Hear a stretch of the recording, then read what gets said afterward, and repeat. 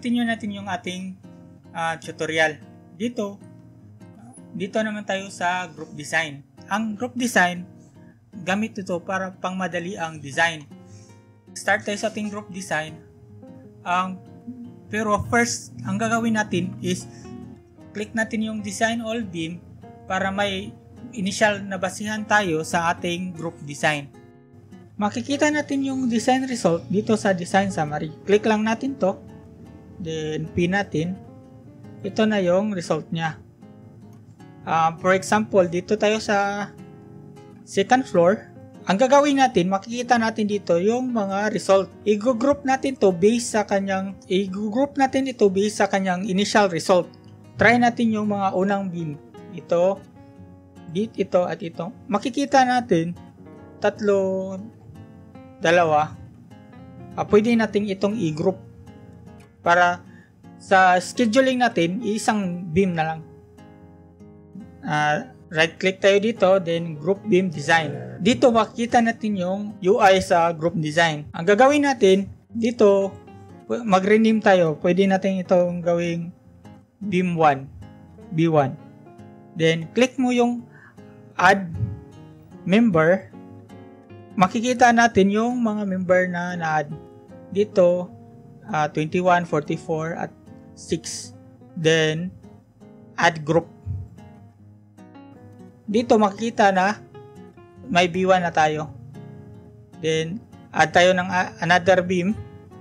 Ito, at ito. Dito makikita natin na 4 at 3. Then yung katabi niya is 3. I-exclude lang natin to. Click natin to, ito. Pwede na to, group. Then B2, add member, then add group. Then continue tayong mag-add ng group. Ito, at ito.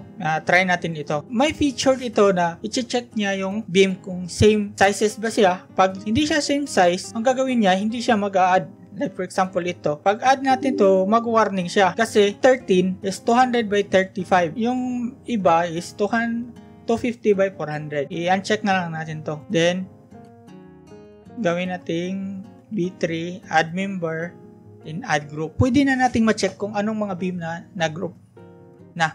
Click lang natin to. Yung mga hindi na highlight, meaning hindi pa yun na grupo. At continue tayo sa pag-group.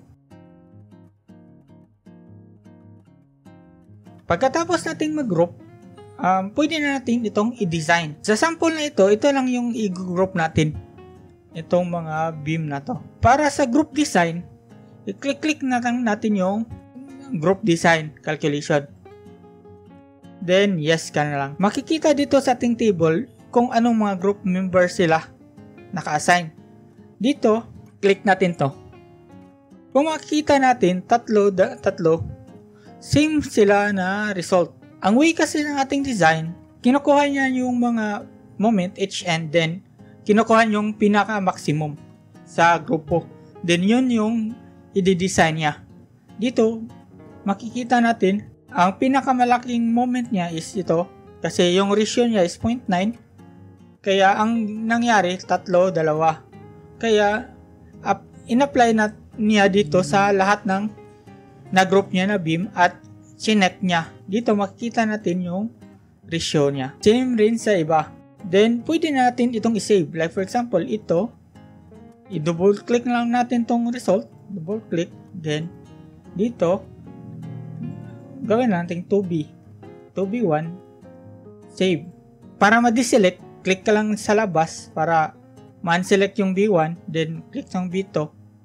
Then ito naman, double click na lang para ma-transfer yung mga data dito sa ating main, then save na lang.